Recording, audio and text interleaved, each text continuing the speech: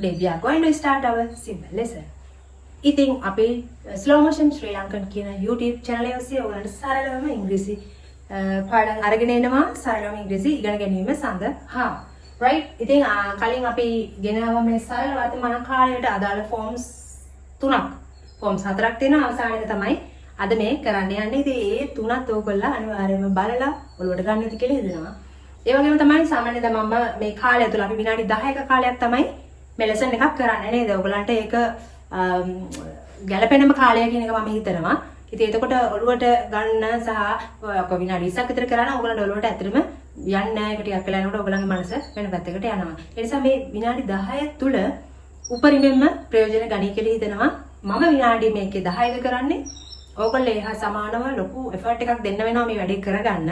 අනිවාර්යයෙන්ම කියන්නේ නිකම්ම බලාගෙන හිටියා කියලා තේම වෙන්නේ නැහැ නේද? ඕගොල්ලෝ මනසින් හරි කල්පනා කරන්න මම ඕගොල්ලන්ව දිරිගැන්වීමක් කරන්නේ. ඉතින් ඒ නිසා මේ මම හදන මේ වාක්‍ය ඒ විනාඩි 10 තුල කොච්චරක්ද ඊට වඩා සෑහෙන වාක්‍ය ප්‍රමාණයක් ඕගොල්ලෝ මනසින් හෝ පොතක ලියලා හරි ලස්සනට මේ වැඩේ කරගෙන යමු. එතකොට ඒකේ අර්ථයක් තියෙනවා. මේ ගත කරන කාලය සහ ඔයාලට වටිනාකමක් තව වටිනාකමක් වැඩි වෙයි මේ ඉංග්‍රීසි කියන භාෂාව දැන ගැනීම තුල. ඉතින් මම ටෙන්සස් ටිකත් මෙහෙම පිළිවෙලට කරගෙන යනවා. මම හිතනවා ඔයගලන්ට මේක ටච් වෙන්නේ නැති කියලා. මොකද මම ගොඩක් එහෙම අවට දේවල් ගැන කතා කරන්න මම කැමති නැහැ. ඉතින් මම හිතනවා මේක පිළිවෙලට මම කරනවා ඇති කියලා. ඉතින් ඔයගලන්ටත් ඒක ටච් වෙන්නේ නැති. ඒකයි ඔයගොල්ලෝ මා එක්ක ඉන්නේ සහ ගොඩක් අය මා එක්ක එකතු වෙනවා. ඒ වෙන්න හේතුව මම පිළිවෙලට මේ ටික කරගෙන යන නිසා. මේකේ ෆෝම්ස් 4ක් වෙන වෙනම ක්ලාස් එකක කරනවා වගේම දැන් අතරින් තැනක් වෙන තැනකින් කරනවා ආයේ එහෙම නෙමෙයි. ඔයගලන්ට ලේසිම වාක්‍ය රටත් මම මේකට දාන ගමම්ම ටෙන්සස් ටික මම ගන්නට කරගෙන යන්න තමයි බලාපොරොත්තු වෙන්නේ. මොකද ටෙන්සස් ටික ගත්තා කියන්නේ එතනින් එහාට ඔයාලට මේකේ තේරුම් ගන්නවා. ඊට පස්සේ කොහොමද මේක මේ අවස්ථාවට එන්නේ කියලා නේද? ඉතින් එතකොට ඊට ලොකු පරාසයකට ඊට පස්සේ ඔයගලන්ට යන්න පුළුවන්.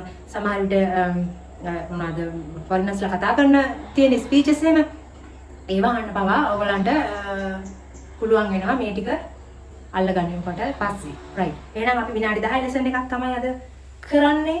සුපුරුදු පරිදිම පටන් ගමු. right. simple present tense සරල වර්තමාන කාලය negative captions. negative නැත යන අර්ථයේ ප්‍රශ්නාර්ථය. ප්‍රශ්නයකුත් වෙනවා ඒක නැත අර්ථයකුත් වෙනවා නේද? right. බලමු අපි මේ මොකද්ද කියන්නේ කියලා. එතකොට අපි පාවිච්චි කරනවා don't සහ doesn't. කලින් lessons බලපු අයට මේක බොහොම සරලවම මේ තේරුම් ගන්න පුළුවන්. මම හිතනවා ඔයගලන්ට ඒක නැවත ලොකු විස්තරයක් කරන්න ඕනේ නැහැ. බහුවචන මේකත් ලියන්නම් මම බහුවචන. බහුවචන කරන්නන් ඉන්නවා නම් මොකද කරන්නේ? don't දානවා. ඒක වචන.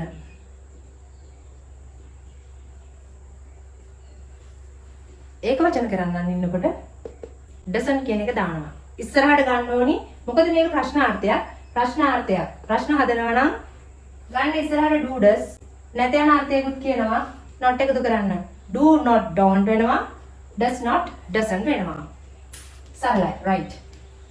අපි යමු දැන් වාක්‍ය ගොඩනගා ගන්න. ඔයා යන්නේ නැද්ද? ඔයා කියන්නේ බහුවචන කරන්නේ කරන කෙනා. කරන කෙනාට තමයි අපි කියන්නේ subject කියලා. structure එකට මුලින්ම යමු. මුලින්ම ලියනවා don't බහුවචනය සඳහා ඒක වචනය සඳහා doesn't. right. ඊට පස්සේ තමයි subject කරන කෙනා subject. right. doesn't subject. verb ඊට පස්සේ rest එක. දැන් කියලා තියෙන්නේ place එක time එක තියෙනවා පිටිපස්සට දාන්න බලන්න. මේක තමයි structure එක. මේ අනුව අපි ගොඩනගමු කොහොමද වාක්‍ය හැදෙන්නේ කියලා. ඔයා එහෙ යන්නේ නැද්ද? සරලම වාක්‍යයක්. ප්‍රැක්ටිකල්. යාළුවෙක්ගෙන් අහන්න පුළුවන්. ඔයා කොහේ හරි යන්න හදනවා? යාළුවා කියනවා මට එහෙ යන්න බෑ. මට එහෙ එන්න බෑ. එහෙම කියලා කියනවා. ඊට පස්සේ මොකද කරන්නේ? ඔයා ප්‍රශ්නයක් මෙයාගෙන් අහනවා. ඔයා එහෙ යන්නේ නැද්ද? ඒ කියන්නේ මේ දැන් යන්නේ නැති කතාවක් නෙමෙයි. ඒකේ අදහස වෙන්නේ ඔයා ඒක සාමාන්‍යයෙන් පුරුද්දක් විදියට හරි යතික තරහ වෙලා හරි මොකක් හරි හේතුවකට ඔයා එහෙ යන්නේ නෑ කියන එකක් තමයි මේ අහන්නේ. එතකොට ඒ අහන්නේ මෙන්න මේ රටාවෙන් කියන දේ මතක තියාගන්න. මොකද මේක ඕනම කෙනෙකුට මේ වාක්‍ය හදන්න අනිවාර්යයෙන්ම පුළුවන් මේ ස්ට්‍රක්චර් එකට අනුව. නමුත් අපි දැනගන්න ඕනේ ඉංග්‍රීසි භාවිතයේදී මේ භාවිතාව අපි මොනවාද ප්‍රැක්ටිකලි කොහොමද අපි මේක apply කරන්නේ use කරන්න කියන එක අපිගේ ඔළුවේ තියෙනවනේ මේ මෙහෙමයි කියන එක. ඒකයි මම මේක පොඩ්ඩක් නතර වෙලා ඔයාලට කියලා දෙන්න හිතුවේ. ඔයා යන්නේ නැද්ද? මම අවස්ථාවක් කිව්ව නේද? sorry. ඔයා නම් බහුවචන කරන්නේ ඒ නිසා අපි මුලට දානවා don't. කරන කෙනා කවුද? යන්නේ නැත්තේ කවුද? ඔයා. Don't you මෙන්න verb එක go. Don't you go. ඔයා යන්නේ නැද්ද? එහෙ.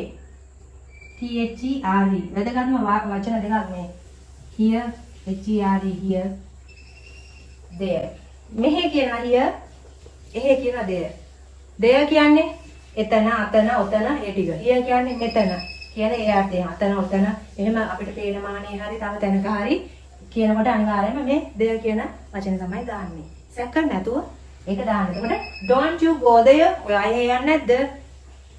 ප්‍රශ්නාර්ථය දාන්න අවසානයේ right. අපි මෙහෙම බලමු. අපේ යාළුවෝ සෙට් එකක් ඉන්නවා කියලා හිතමු. එයාලා යම් කිසි තැනක වැඩ කරා හරි මම මේ අවස්ථාවක් කියන්න ඕගොල්ලන්ට මේක බාධා කරන්න පුළුවන්. ඒගොල්ලෝ එතන වැඩ කරන්නේ නැහැ කියන යම් කිසි ආයතනයක ඊට පස්සේ එයාලා වෙන කොහේ හරි යනවා දකින්නවා වෙන කොහෙද වැඩට යනවා දකින්නවා. පස්සේ මම අහනවා එයාලා එතන වැඩ කරන්නේ නැද්ද? එතන. එයාලා ඕන් ඒගොල්ලා they කියන එකම තමයි. ඉංග්‍රීසි ලේසි අර සිංහලයේ කීපයක් තිබුණාට ඉංග්‍රීසි වල එකයි තියෙන්නේ they. right. don't they work වැඩ කරනවා. don't they work there නැත්නම් here. right. don't they work there ඕන්නේ වැඩ කරන්නේ නැද්ද? ඒක සාමාන්‍යයෙන් ඒගොල්ලෝ එහෙම වැඩ කරන්නේ නැද්ද කියන එක තමයි අහන්නේ. වැදගත්ම දේ මම කිව්වේ මේ ස්ට්‍රක්චර් ගන්න වාක්‍ය හදන්න පුළුවන්.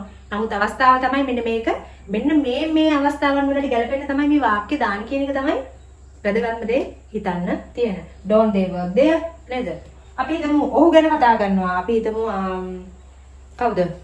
සමිත්. right. doesn't ඒක වචනය නම් doesn't. right. D-O-E-S-N T doesn't ඕනම නමක් ලියනකොට කැපිටල් මුලට එන්න Samith. doesn't Samit work here? Samith මෙහෙ වැඩ කරන්නේ නැද්ද? සමිත් මෙහෙ නෙමෙයිද වැඩ කරන්නේ? සමිත් මෙහෙ වැඩ කරන්නේ නැද්ද? සමිත් මෙහෙ නෙමෙයිද වැඩ කරන්නේ? එහෙම නැත්තම් කියන්න පුළුවන්. සමිත් වැඩ කරන්නේ මෙහෙ නෙමෙයිද? නේද? right. මේක ප්‍රශ්නාර්ථය නිසා නෙමෙයිද කියන එක තමයි අහන්න ඕනේ.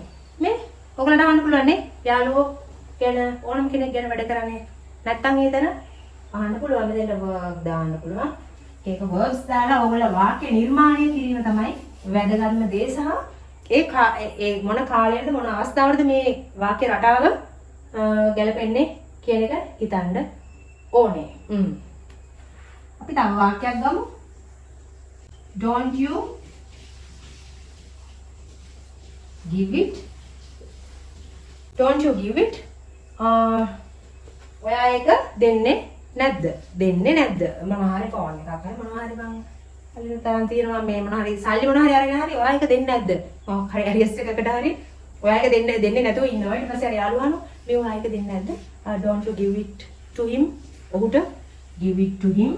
ඔහුට ඔයා ඒක ඔහුට කියුවට එයාට නේද? ඔයා ඒක එයාට දෙන්නේ නැද්ද කියලා තමයි අහන්නේ. අපේ ටයිම් එක තියෙනවා තව. right. අපි දැන් ගමු. ඔයා ඉස්කෝලේ යන්නේ නැද්ද? යාළුවෙක් ඉන්නවා. එයා යුනිෆෝම් ඇඳගෙන යනවා නම් දැකලාම නැහැ. සමහරවිට එලෙවල් කරන අය පුරේ යන්නේ නැහැ නේ. පාරේ කොහේ හරි ඉන්න වෙලාවක අපිට අහන්න පුළුවන්. don't you go to school? ඔය ඉස්කෝලේ යන්නේ නැද්ද? right. ඔයා ඉස්කෝලේ යන්නේ නැද්ද? don't you go to school? don't you go to school? ඔය ඉස්කෝලේ යන්නේ නැද්ද? don't you go to class? ඔය ක්ලාස් යන්නේ නැද්ද? අනිත් අය ක්ලාස් යනවා. මෙයා ක්ලාස් යන්නේ නැහැ. එයා වෙන මොකක් හරි. එතකොට මෙන්න මේ වාක්‍යයෙන් තමයි අහන්න ඕනේ මේ රටාවෙන් තමයි කියන එක ඔළුවට ගන්න. ඒක ලේසි ඉංග්‍රීසි කතාවේදී මෙන්න මේ භාවිතය මෙන්න මේ අවස්ථාවේදී පාවිච්චි කරනවා කියන එක ඔළුවට අනිවාර්යයෙන්ම ගන්න. මේක ගන්න තියෙන ලොකුම දේ ඒක ස්ට්‍රක්චර්ඩ් වාක්‍ය හදන්න පුළුවන්. මම නැවත කියන්නේ මේ අවස්ථාව මෙන්න මේ අවස්ථාවට තමයි මේක භාවිත කරන්නේ කියන එකම ඔළුවට ගන්න. right. ඇය මෙහෙ එන්නේ නැද්ද? ඒක වචනයි. doesn't Doesn't she come here? ප්‍රශ්නාර්ථය. ඇයි මෙහෙ එන්නේ නැද්ද? Doesn't she come here? ඇයි මෙහෙ එන්නේ නැද්ද? එහෙම අහන්න පුළුවන් නේ. Right. දැන් ඔයගොල්ලන්ට මේකෙන් ඕනවල හදන්න පුළුවන්.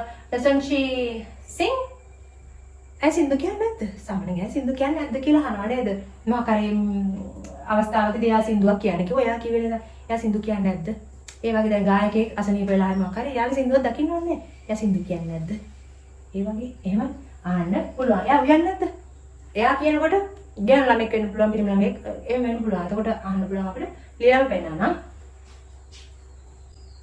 Doesn't Shani cook මොනවාද? එයා මස් උයන්නේ නැද්ද? Doesn't Shani cook meat? එයා මස් උයන්නේ නැද්ද? කියලා අහනනේ. යාළුවා අහනවා වයි ඒවා කරන්නේ නැද්ද කියලා අහනකොට මේ භාවිතය ගන්න පුළුවන්. ඉතින් වාක්‍ය 100කටත් වඩා ඕනේ තරමක් හදා ගන්න පුළුවන්. ඒ වාක්‍ය හැදීම තුළ වැදගත්ම දේ තමයි ඔයගලන්ට මේක මනසට යන ප්‍රමාණය වැඩි. ස්ථාවර වෙනවා මනසේ. එතකොට මේක කතා කරන්න පැකිලෙන්නේ නැහැ. ඊට පස්සේ සට ගහලා කතා කරන්න පුළුවන් මට්ටමට මනස හැදෙනවා. මේ භාෂාවේ තියෙන්නේ මනස අපි හුරු කරගන්න ඕනේ. ස්ට්‍රක්චර් එකට පුළුවන් වාක්‍ය ගොඩනගා ගන්න. නමුත් ඒ කාලයට අනුව මේක මම භාවිතා කරන්න ඕන කොතනද කියන දේ ඔළුවට ගන්න. ඒක තමයි වැදගත්ම දේ. ඉතින් time is over. ගිහිල්ලා නම් අලුත් පාඩමක් අරගෙන bye bye.